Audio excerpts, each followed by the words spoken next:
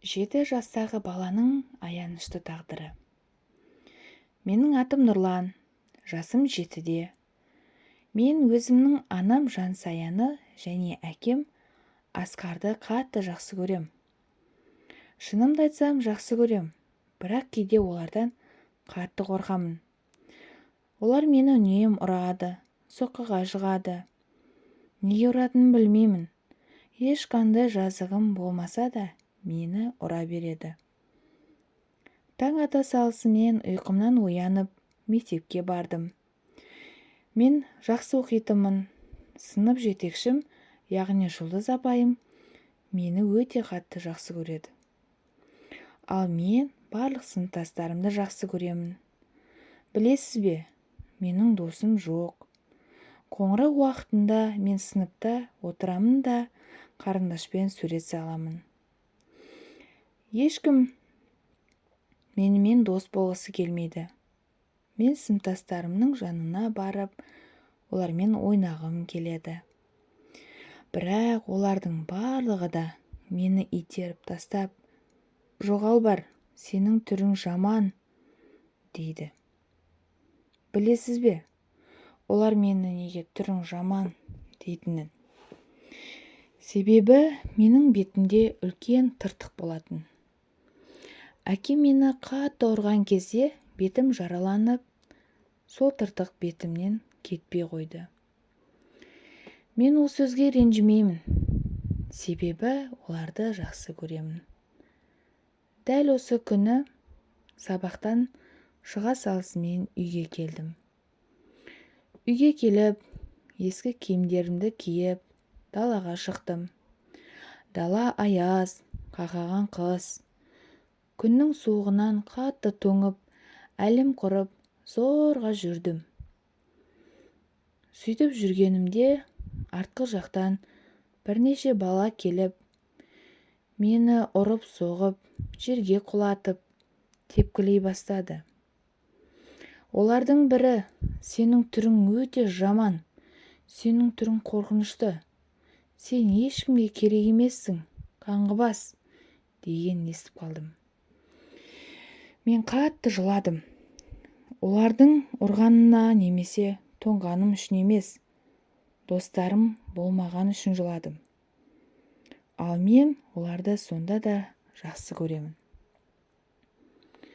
Үйге жылап келдім. Сыртқы бейнемді көріп, анашым шашымнан қысып ұстап, оны тартқылап, айқайлай бастадым. Қайда болдың оңбаған? Мына түрің не? Ақымақсың ғой сен. Тамақ ішемін деп ойлама. Бөлмеңе жоғал. Мен үндемей, өз бөлмеме барып, тыныш отырдым. Мен таяқ жеп үйреніп қалдым.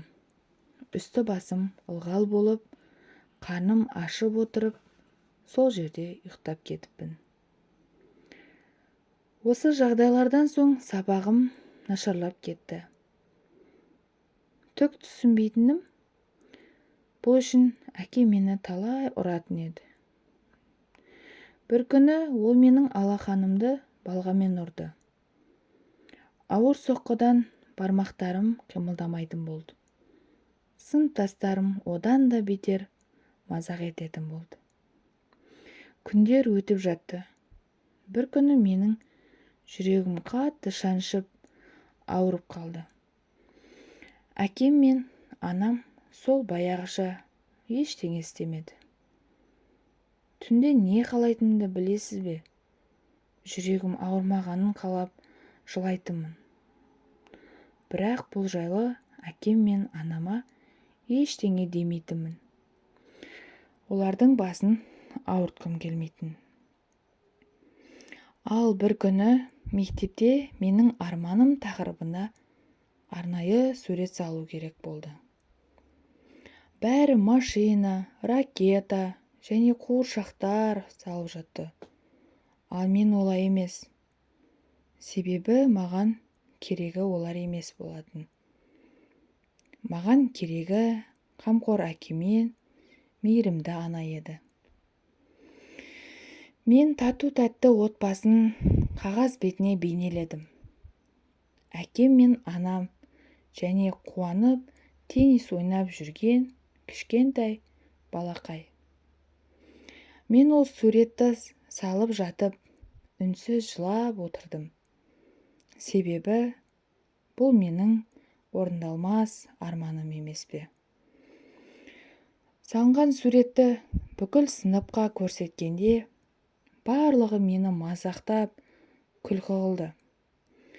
Мен тақта алдында тұрып, суретімді барлығына көрсетіп, менің арманым ол менің отбасым деп едім, барлығы күле бастады.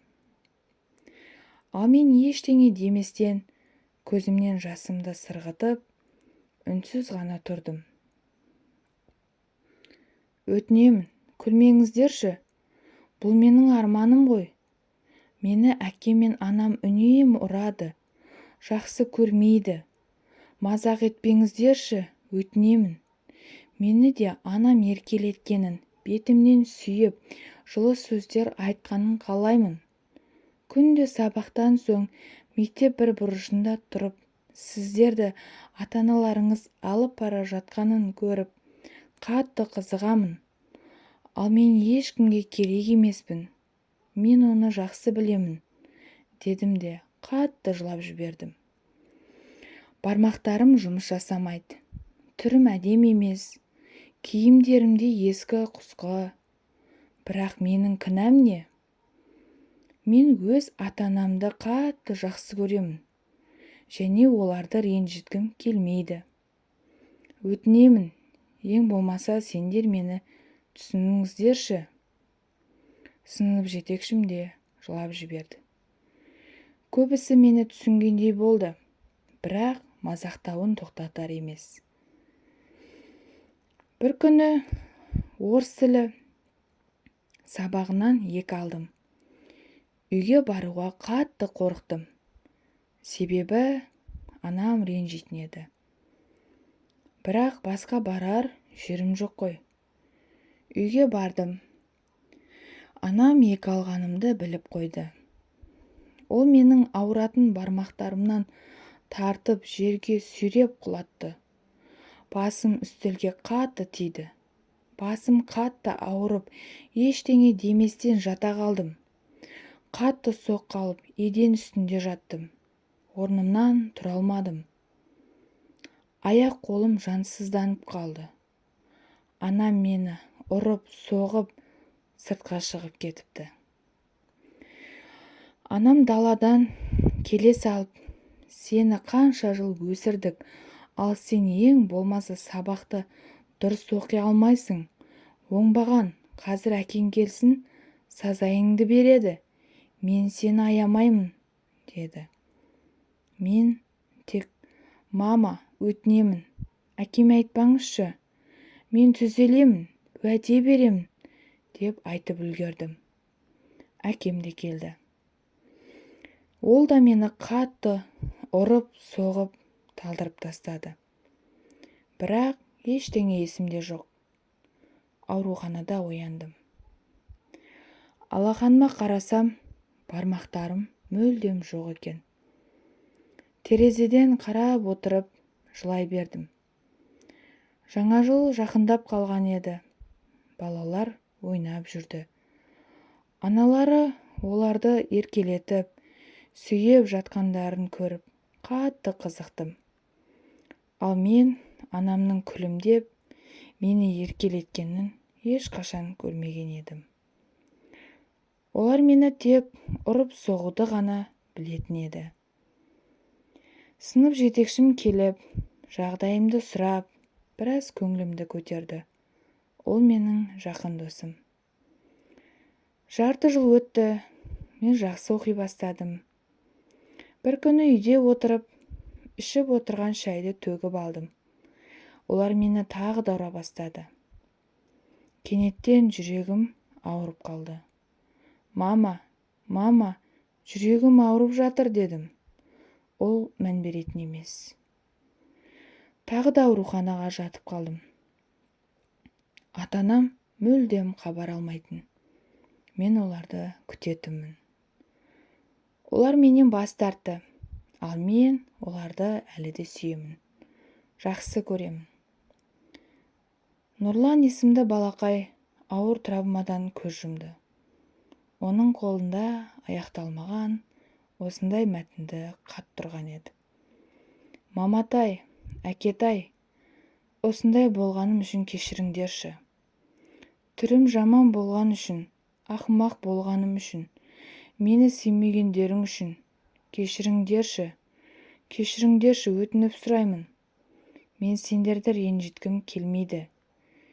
Менің бар тілегім анамды құшақтап, оны жақсы көретінімді айтқым келетін еді. Әке, мен сені де қатты жақсы көремін. Қанша ұрсаң да сені жақсы көре беремін. Сенімен футбол, баскетбол ойнағым келетін еді. Қыдырып жүруді қалайтынмын. Кінәлі екенімді білемін. Мен сендерді қатты сүйем. Ары қарай жалғасы жоқ еді. Дәл осы сәтте баланың жүрегі тоқтаған екен. Бұл ойдан құрастырылған оқиға емес, өмірде болған. Сізге оқиға ұнаған болған болса, лайктарыңызды басып, тіркелулеріңізді сұранамын.